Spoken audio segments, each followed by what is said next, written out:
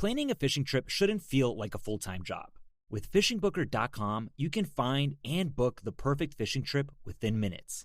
FishingBooker.com connects you with trusted fishing captains around the world.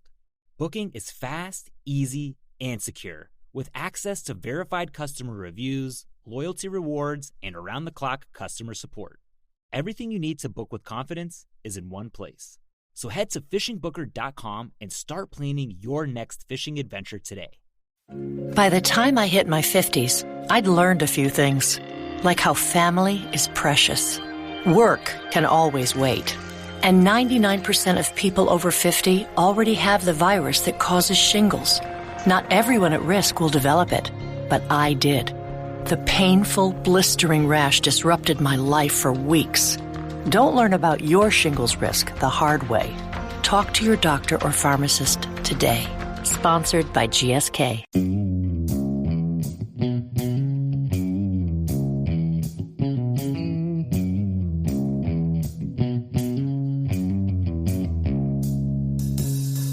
All right, welcome back to the Survival and Basic Badass Podcast. Kevin and Chuck. Today we're going to talk about testing your equipment and preparing for the unexpected, I guess. So what I've been thinking about lately is I've been going through the guns and the ARs and really kind of putting them through, I would call it battlefield testing. Mm-hmm. Maybe those terms are a little loose compared to what the real battlefield is like, but putting it through the paces, if you will. So I've been really testing stuff out, and I find that I run into problems and unexpected things. As I go through, like we'll say, I'm going to use the AR-15 as the big example. One of the examples I have is, so I got a new trigger. It was, I don't even remember, Rise Armament. Okay.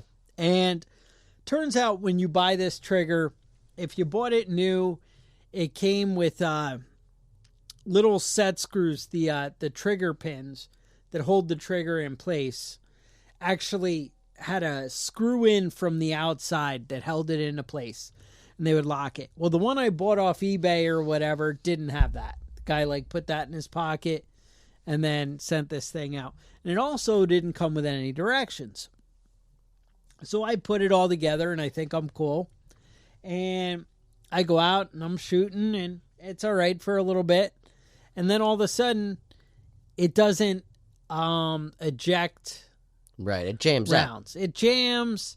It does, weird things. Oh, I know what it was. I was getting light strikes, which is when the firing pin. Right, it's not quite taps hitting it. right. You can see a little dent on the round, but it wouldn't fire. So, which is real fun to have to play with that round afterwards too. Right, It's like a firecracker that you light and the fuse burns out. Yeah. How long do you wait to pick it up? Exactly. So I was going through that, and I had emailed the company, or maybe I called them. I think I emailed them. I don't like to talk to people on the phone. Right. It's intimidating. Gonna start scary, a revolution, but I'm scared to order pizza over the phone. Hey, I don't know how you it's could gonna be work anybody, right? So no problem. I emailed the guy, and they were awesome. They were like, you know what? We guarantee it. If I can't help you out, just send it back, and we'll replace it, and don't worry about it. Wow, that's awesome to me. Guy says, well, do you know, as per the directions. So right there, it was like a little poke at the side. Yeah. Like, you cheap bastard. You bought that shit off eBay and now you're questioning me. Mm-hmm. Yeah, it was like that. But then nobody's going to read that shit. Anyway, if you're not I'm the victim, if right? you're a man, you're not reading the directions. He's like, look, there's two little set screws on the side that you tighten down that actually hold it in place and make it more secure. And that way, when it goes to push, things forward, everything, is firm and the way it should be. Right. So I do that, and you know what? It worked out exactly like he said. And he also brought to my attention that it should have those set screws for the trigger pins. Mm-hmm. And I was like, oh, all right, I'll look into that. Yeah, it's a good thing you're able to call that guy. So then I get those side set screw things from TacPack. Mm-hmm. Oh, they just send them out. They just send them out. I was actually hitting you up for Reading some the your other day. mind. That's what I was after. So I still don't put them on because I'm like, it works. But then about 500 rounds later, all of a sudden, I start having firing issues again. And I'm like, the damn trigger, whatever. I put in those locking trigger pins. Put those in, tighten it up, go out. I have the same problem. And I'm like, oh, that's not what it is. But it's mil-spec, Chuck. Oh, we're going to talk about mil-spec. So here's why I'm angry. So I had gotten to my last upper receiver, which is the barrel, the foregrip, the upper half of the lower, basically, which is what holds the bolt carrier group. Mm-hmm. And, the charging handle and the bolt carrier, right? So anyway, I had replaced that. And I was like, well, this doesn't really line up. It doesn't quite connect properly. And I feel I have to force it and put the stupid takedown pins in with a freaking hammer. That doesn't seem right because normally I can push them out with my finger. Yeah. Now you're saying, this is why Kevin knows I'm already upset, is there's something called mil-spec, which means it meets a certain standard, which, like in the era of Henry Ford, all the gun parts should be interchangeable. Right. You could take one and put on another one. Take one off, fits for the next guy. Well, it turns out when you're in the AR-15 builder groups and they're like, Anderson sucks and don't buy it, they might have been on to something. And I was like, you guys are idiots because mil-spec is mil-spec and it's just going to work. Because why would it be mil-spec? Now, some of you guys might be yelling at me going, mil-spec is the lowest bidder, right? Well, yeah, that's true, but it still has a level of tolerance. Right. So, okay. So, this story actually gets worse than even Kevin knows. So, I'm pissed off, and I'm like, all right, this thing isn't any good. This is what's messing me up and why it's not cycling. Now, of course, logic would say just go get the other upper that you have just taken off, put it back on and make sure everything works, and then you'd roll out the trigger and everything like that. I don't do that. I say, that damn thing, I had to hit it with a hammer. I know that's the problem. I need a new upper receiver. That's what I'm going to do. That's after I pulled apart the bolt carrier group, cleaned all that, pulled out the freaking firing pin, everything, beautiful, spotless, put it all back together. Still the same problem. I'm like, damn it. And I take the upper and I throw it in the garbage can. And I'm like, damn you. At first I was going to send it back to Anderson. And then I was like, fuck those guys. I don't even care. I'm just going to badmouth them on my podcast. That's right. That's why we have a podcast. That's why we have the podcast. You're hearing it right here. That's the deal. So, anyway, we throw that thing the hell in the trash. I'm pissed off. I go to Sons of Liberty Gunworks, order me a new upper, have them send it out. Now, I just ordered the upper part, so I still have to put on the barrel, the gas block, the gas tube, the foregrip, the nonsense, right? All that, same bolt carrier group, same charging handle. Put it all back together, goes together like a freaking dream. Push pin or takedown pin. You didn't screw it up with banging the other one into place? Well, no. We're just going to say no. All right. That's not where everything falls apart. Put in the freaking takedown pin, go out, fire it off. Doesn't eject the freaking round, which is the same problem I had with the last one. I'm like, damn it. Now, the problem is, some of you know right away, if you've played with AR-15s enough, you know exactly what's wrong when I tell you that it doesn't eject the round and cycle it. Some of you are going, I know what your problem is, you dumbass. And I know now too. So we'll get there. And now I know. But the thing is, I thought it has to be related to the freaking upper not matching together. And I thought maybe it's not lining up with the stock in the back and, hitting the spring and all that. I was like, well, maybe there's something there. Maybe it's blocking it from going back. I had all kinds of things going on in my head. That's why I went with the upper. I put in the upper, no dice. Damn it. So I grab another upper. Of course, it works fine with that trigger. I'm like, I don't understand what the hell's going on. So I pull it all apart again, and I end up blowing through the gas charging tube, or the gas tube, and nothing. And I'm like, oh, there must be something clogged in the gas block or whatever. And I actually pull the gas tube out of the gas block, blow through it, completely seized. There's something in there. No air goes through it. I get down, get the air compressor, try and blow it through there. Because they're only like $8, but I don't have one. Right. And right now you're out. So freaking, needless to say, I got another one on order. That's coming. Because obviously the air goes through. When it explodes, you shoot the bullet. It goes up through the gas block, into the gas tube, pushes back into that little hook on the bolt carrier group, pushes the bolt carrier group back into the stock. The spring pushes it back, ejects the round, and loads in the new gas powered. So obviously it's not gas powered if that gas is only blowing out the freaking end of the barrel and not coming back through the gas tube. I'm sure that's the problem. A new one's on the way. Now, I told you that whole crazy elaborate story, and this is why. So the idea is when you do things and you actually test your equipment and you actually go out shooting or go out camping or go cooking in the woods, cooking over a fire, or go out on your four-wheelers for the weekend and try them out, you learn where your failures are. You learn where the problems are. And the thing is, it's nothing for, well, I mean, it was a little bit. We won't tell my wife exactly how much, but to get that new upper from Sons of Liberty Gunworks. Right.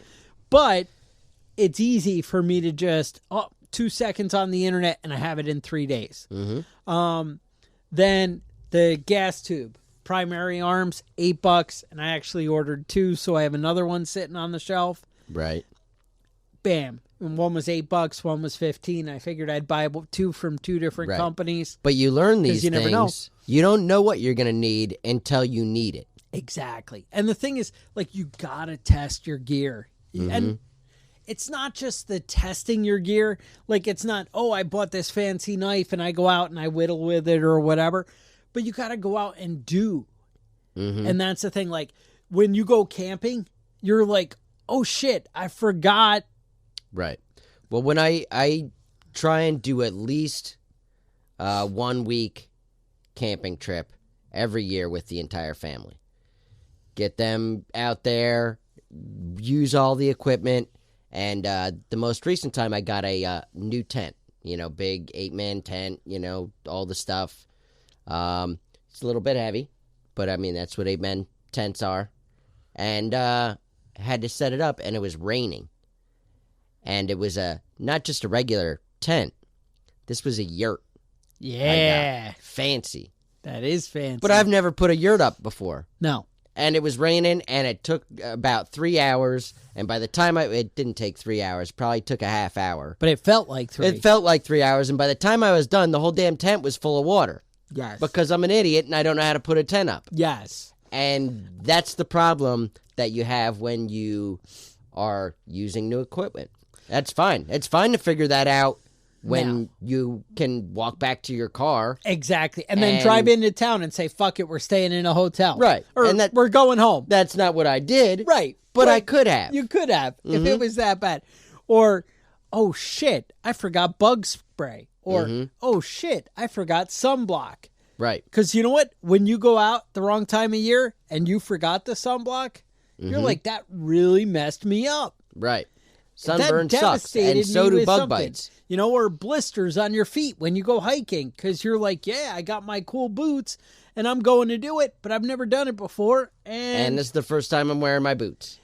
These are the things. And like, that's my point with the guns. You know, you get familiar and you're like, I know what happens. Now, I've also mentioned this a little bit later, but people get in gunfights for the first time, or they go hunting for the first time or whatever, and the gun jams and whatever. Because you know what? You're not thinking, oh, the safety, oh, the whatever. But you know what? When you go do it 20 times, it becomes routine, and you make the mistakes now. You know, you line up the deer in your sights, and you pull the trigger, and you just hear a click. And you're like, shit, I didn't load around in there. And the deer runs away, and he looks, because you both make the open mouth, like, and that awkward. But that's the thing. But you don't want to have these problems when you need to get the deer for food for your family for survival. Right. Or when you're shooting at the bad guy breaking in your door. Oh, shit, I left the safety on. And that cost you that 1 second. Right. Get out and do. And that's the difference. That's what a prepper is. That's what, you know, going out and planning beforehand, having the problems really now. That's really what we're doing here, you know, is planning for the unexpected. You know, maybe turn off your power. Does everything work the way you hope it does when the power goes out? Do you know where the flashlights are? Surprise, kids!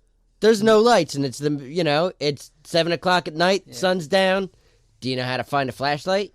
Do you know where your flashlights are? And the thing is, like, there's times you're ready, and you know where your flashlights are. Right. But, man, you know, and my wife loves to call me on it when I well, that's up. what wives are for, right? You know? Like, oh, well, where is your Leatherman now? You know, or whatever. I mean, I almost always have that, but, you know, it's the one example that comes to mind. She got me because the kid used the flashlight last time, and it was dying. The battery was just about dead. Yep. And I go to pull it out the next time, and it's just about dead. Yeah, that sounds right. But you can't talk shit if you got batteries right next to it. Yeah, see? She can. She can, but she can. I don't consider that a real failure. No. But, you know, another thing to do is, and I did this recently and was surprised, decided I wasn't going to go shopping for a week, grocery shopping. And it was about 3 days before I had to start getting into my preps. Oh. The stuff in my cabinets, nothing matched, you know? I had peanut butter and no jelly. I had macaroni and no cheese. I couldn't make anything. You know, I got about 3 days into it before I realized that the stuff that's sitting in my cabinets is not enough to carry you through. Or maybe crack into some of your long-term food storage. Eat it for a week. And cook it. And be like, oh, shit, you know, if I had salt, this would be a lot better. This would be better if I could drown it in hot sauce. Oh, I can't help but notice I have to keep going to my kitchen faucet and getting water. Right. What am I going to do when that doesn't work? Mm-hmm. You know, or whatever. Think about, just come up with the plans, have the problems now, and I say, when you can go to the store and deal with it. I say run tests like it's a real situation, you know, and don't do 2 hours. You know, I mean, maybe 2 hours with the power out. But what if, like, something good's on TV later? I don't know. I've been watching Game of Thrones lately. Game of Thrones, yeah, see? I don't know. All right. But I know what you mean. It's, you don't do the quick and easy. Yeah, you got to go a week with your survival food. Yeah. Go a week with your preps. Plan on spending the money you're going to spend at the grocery store on restocking that week you used up. And eat that crappy-ass dried-out food. It's not good. You're gonna realize, I know that I've done this, I've realized that maybe I need to upgrade the type of food I'm actually storing. Because nobody wants to eat a can of beets, you know? That's not the stuff you should be... If you don't like beets, don't buy them because they're cheap, you know? Yeah. Keep your eyes open for food you're actually going to eat when you're doing your preps. That only sounds right. Mm-hmm. Now, you guys may note that we're dropping this episode midweek here. Mm-hmm. And you also may note when you listen to the episode that came out Saturday night might be a throwback to way back. Now, I'm hoping that it was still fresh for you guys, because most of you weren't listening to us way back. Well, I think it's been, it hasn't even been on iTunes for a good 2 years or so. So Okay. hopefully we threw it back far enough. And hopefully we didn't piss any of you off. Yeah. Kevin likes to piss people off. And the audio quality might not have been I checked. Well, that was the thing. That was one of the ones that was better. So what happened is we recorded an awesome episode called Master of Disguise. I got home Saturday morning like I always do. I'm doing a little quick editing and about to throw it up there. And shit sandwich. There was nothing. It said Master of Disguise. There were all kinds of like files. And then when you hit play, it was like this. Listen. Just like that. That's what you heard. And so it kind of sucked. And I called Kevin and I was like, dude, we're fucked. It's shit sandwich.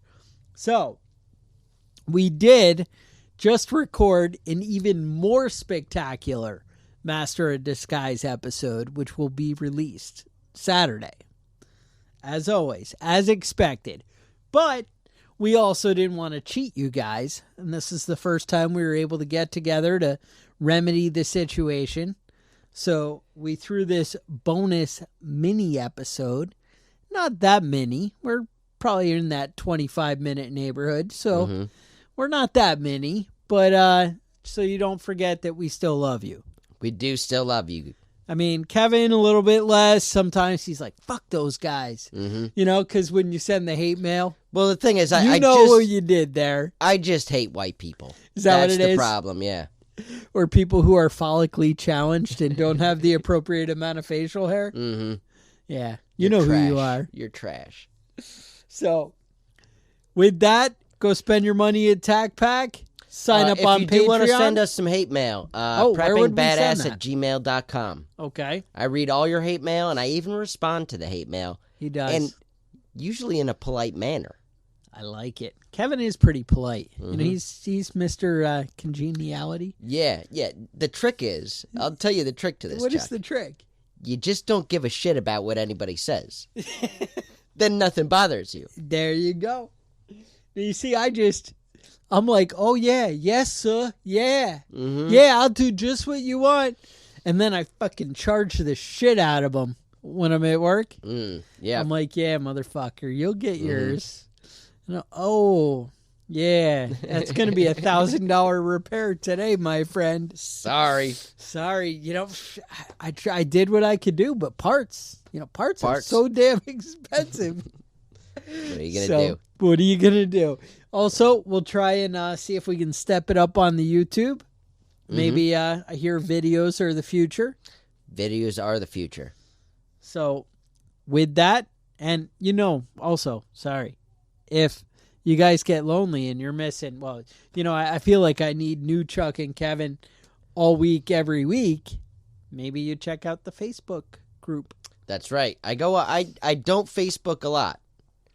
But I do once a week go on there and peruse what everybody's talking about. We have a community there. And fellow people you could reach out. Hamish is taking care of that. Hamish is very out well. Front. Warren is on there, and he's always posting on there. Got some good stuff. Murray Mayhem, always on there with some interesting little videos. He's solid with video production. He's got an Australian Shepherd that was in his last video. It's not unlike yours? Exactly like mine, except for his is about twice the size. And well-behaved? Well, not necessarily well-behaved either. He barks at Darren. Inappropriate times. So, I don't know. But, I mean, I am saying that we need to get a little bit more Murray. Murray is the shepherd. Well, you're throwing a lot of We got to get some there. more Murray out here. Darren, if you're listening, more Murray videos. Nice. And that's all I got for tonight. Anything else? That's it. So with that, stay safe, and we will talk to you guys on Saturday. The Survival and Basic Badass Podcast is a proud member of the Self-Defense Radio Network.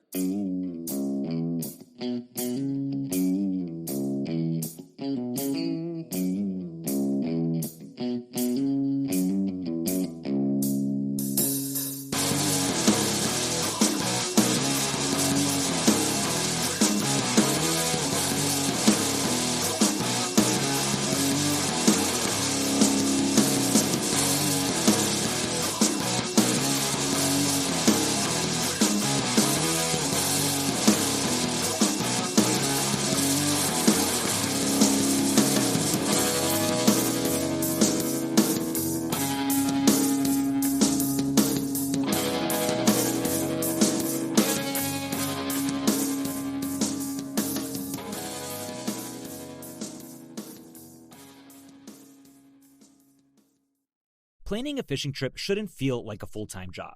With FishingBooker.com, you can find and book the perfect fishing trip within minutes. FishingBooker.com connects you with trusted fishing captains around the world.